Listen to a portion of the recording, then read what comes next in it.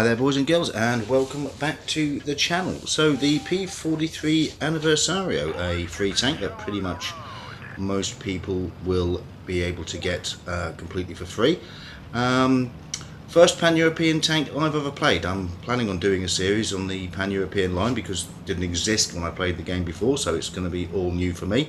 So I picked this up a couple of days ago. This is my first battle in the tank, and yeah, it's a nice tank. It's got reasonable armour, it's got a good gun, it's got a nice turn of speed.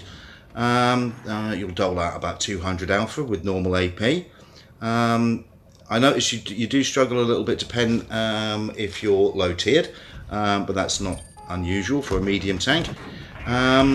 Tried to get the cap there, didn't work out quite so well for me, so we're going to rethink that one.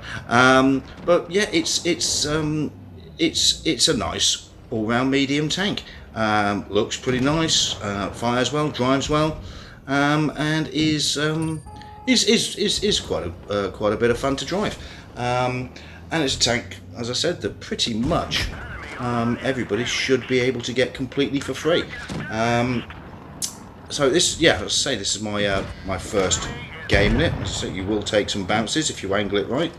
And it's got a nice gun and a nice reload. And whacking out 200 alpha from a medium tank that you get completely for free at tier 6. I mean, what's to complain about, boys and girls, really? So as you can see, we're doing okay. HMS Toggington over there is hoving into view, so we're going to stick a nice shot into him there. Yeah, we're 3 tanks up at this point, so not too worried about it. That's 4 tanks up now. So Vimes, following his own old man advice, cap the base if it's available, and we're just going to rush down here now and see if we can give HMS Toggington a few shells across the broadsides.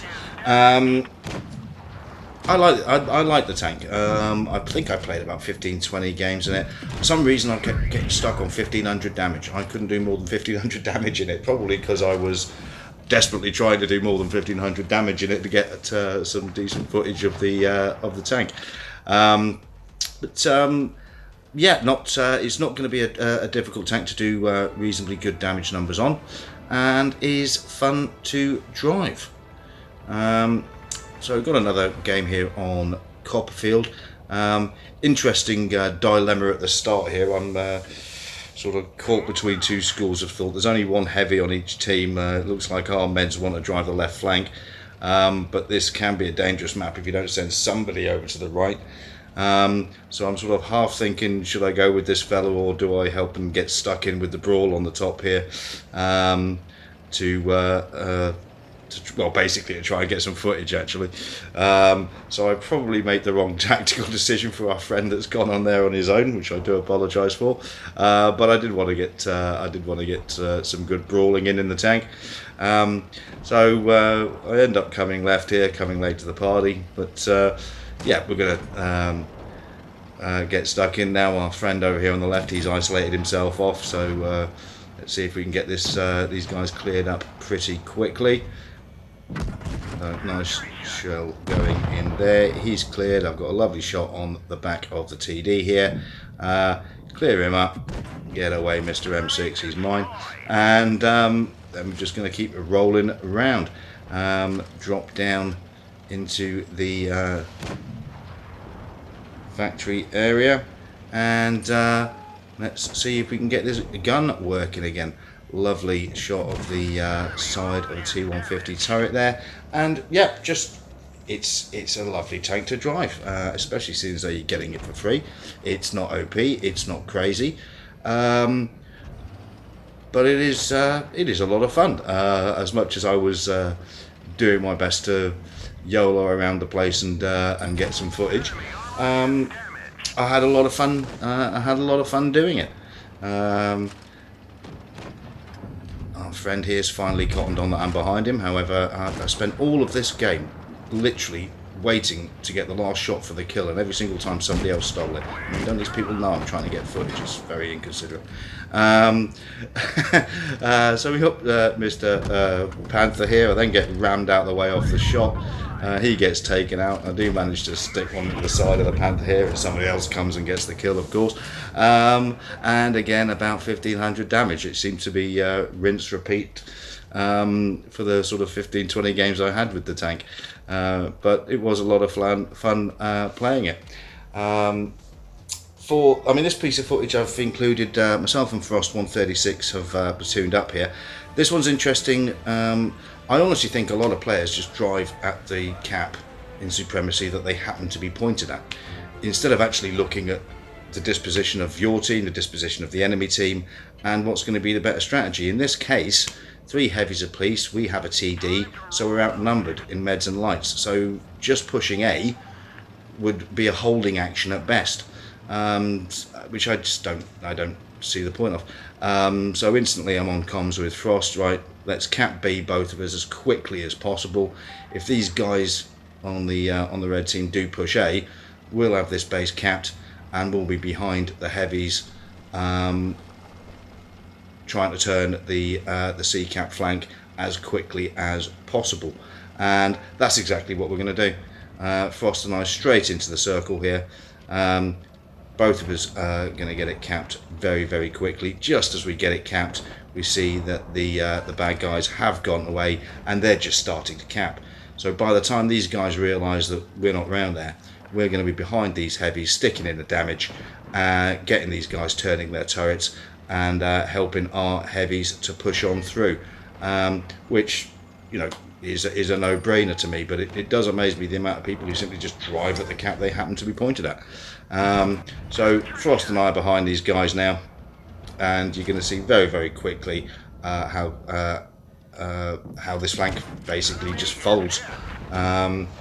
We don't do a huge amount of damage, but we're doing our job. 1 KV2 from the enemy team has already turned round to deal with me, or to try and deal with me and Frost. We've already taken out the Tiger. KV2 there's going to be taken out because our heavies are now pushing. Get this guy tracked, and he's going to be taken out in very short order also. So, you know, with 3 tanks up, we've completely turned the flank. The heavies are gone, and the game is less than 2 minutes old. So I mean, why fight hard when you can fight easy? That just seems to be a better way of approaching it, rather than just blindly charging at the cap that you happen to be pointed at. So I'm not going to show the whole game. As you can imagine, we win this pretty convincingly, pretty easily. I just thought it was an interesting match from the perspective of just having a quick think about the disposition of the enemy team, the makeup of your team, and how that can be used to potentially take advantage of what I increasingly see as a habit amongst some players, and they just drive where they're pointed. So yeah, quite an interesting one. So I've got a game here from Frost 136. He was rolling out on Oasis. He plays a nice game here with a couple of quite funny bits. So he's rolling out at the usual flank for the meds on this map. Starts sticking in the damage, takes a nice bounce. He's platooned up with another member of Hunters Reborn, Frost Walker, who's over there with the heavies. They're going to do good work in this game and come out as I believe the top 2 highest damage leaders. Doesn't quite have the shot on there, however he's going to be patient, see if he comes up the other side of the dune. However, he is now getting penned from the back. And rather than turn round, Frost is he's going to go on the merry-go-round, and he's going to drive round here and see if he can get this guy. However, he now realises he's got 2 tanks, So this other guy's going to do the same thing to Frost and come behind him. So round and round again we go. You'd get dizzy doing this, wouldn't you? So Frost is just going to come round here. He makes a small mistake here where he does overextend his position slightly. Didn't need to come up. Doesn't need to come forward there. Now he's in range of 2 tanks. He does pay a little bit for that. However, these 2 guys in the red team, I mean, the P43 on the other team does actually the right thing and starts to push into him.